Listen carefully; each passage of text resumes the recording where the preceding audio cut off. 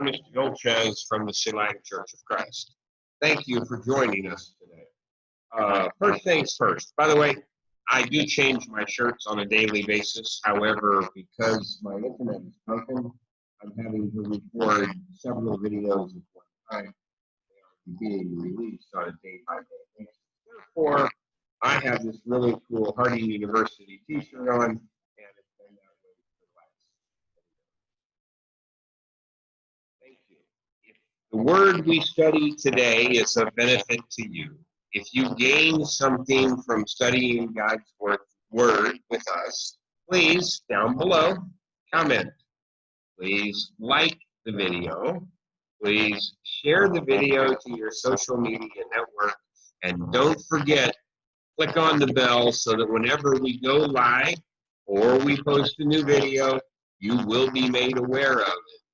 Thank you for joining us today. We are in the process of talking about fear. And everybody seems to have fear.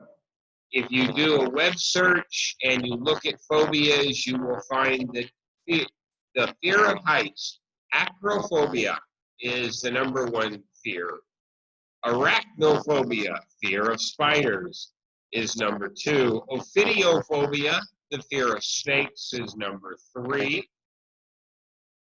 Agoraphobia, which is the fear of having a panic attack in public, is obviously #4. Mysophobia, the fear of germs, is a popular one.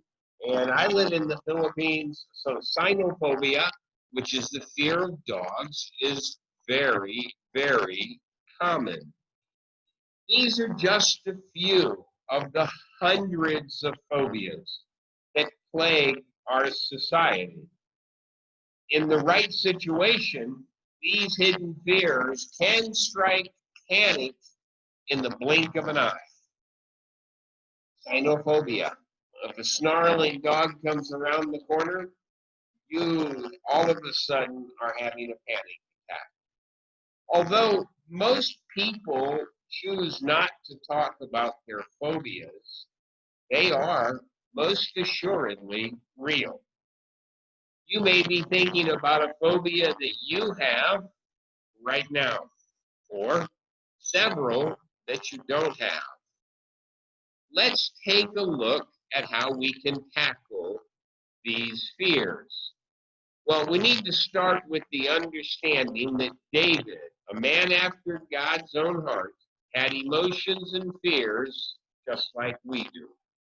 Note how David described a particular fear that he was experiencing. Psalm 55, 4-6. Psalm 55. My heart is in anguish within me.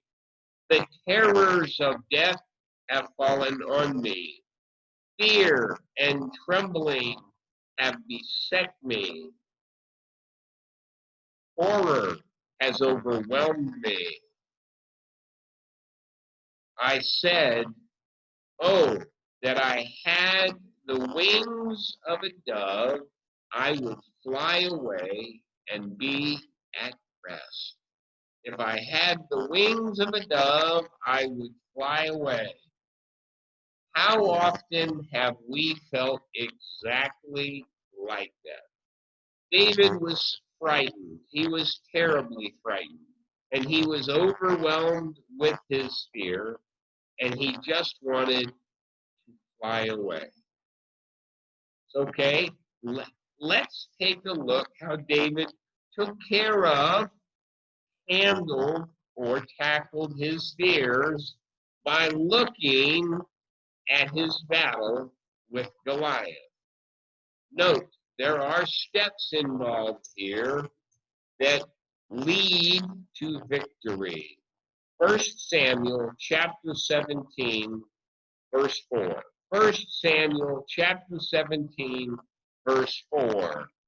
A champion named Goliath, who was from Gath, came out of the Philistines' camp.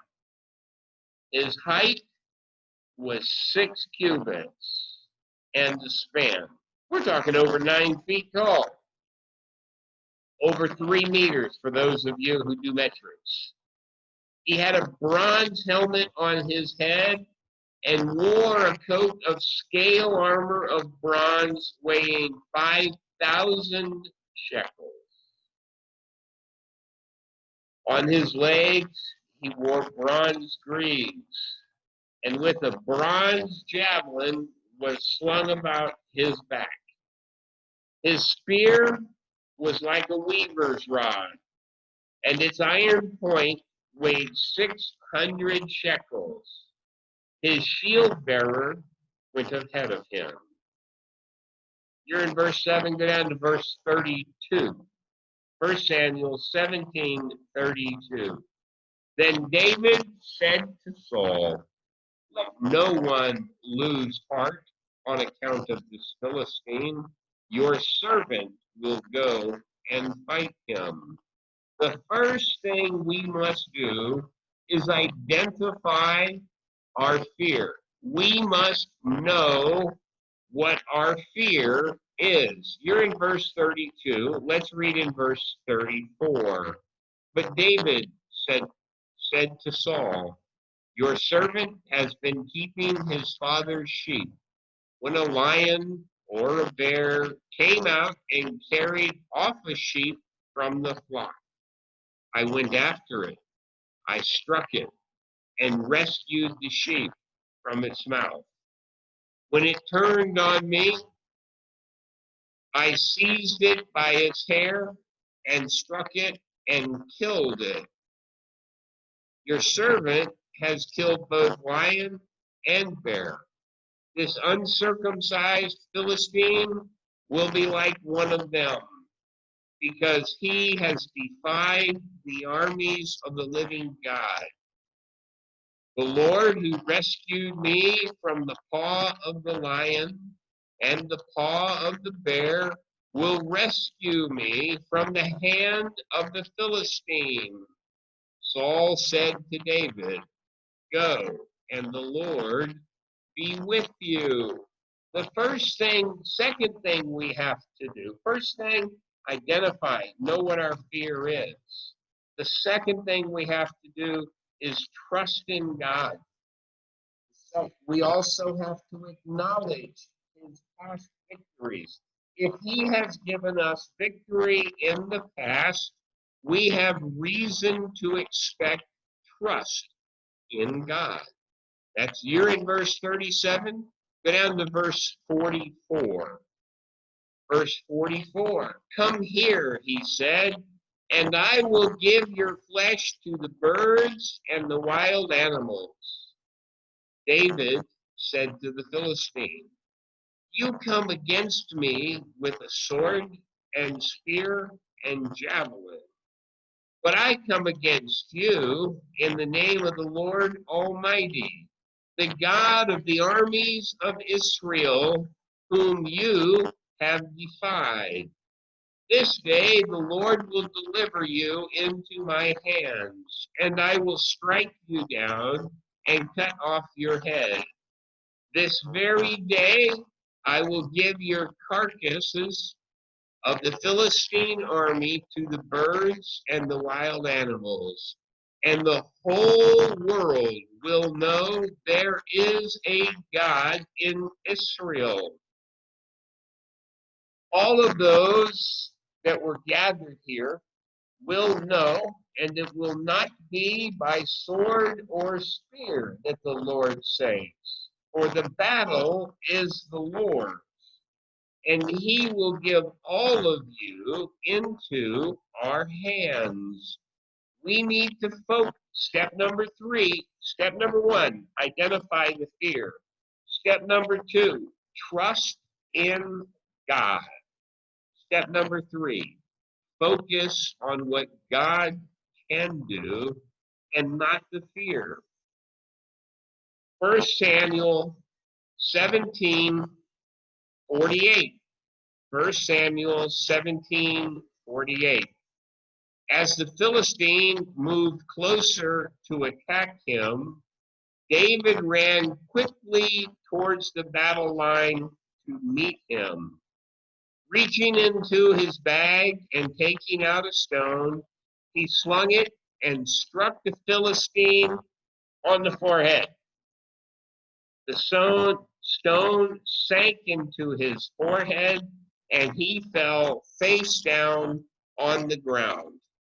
So David triumphed over the Philistine with a sling and a stone. Without a sword in his hand, he struck down the Philistine and killed him. Our 4 steps: identify the fear, know what it is. Step number 2, trust in God and acknowledge past victories. Step number 3, focus on what God can do and not the fear. Step number 4, confidently take the opportunities to face your fear and watch God give you the victory over them. So, what should what should you, what should we do? Our fears, our phobias often make us want to run and hide. But God wants us to learn to have confidence in Him. As we begin to face these fears and overcome them, we will develop a greater trust in God and His power. God wants our total confidence, even through our phobias, even through our fears, just as David said in Psalm 56:3. When I am afraid, I put my trust in you.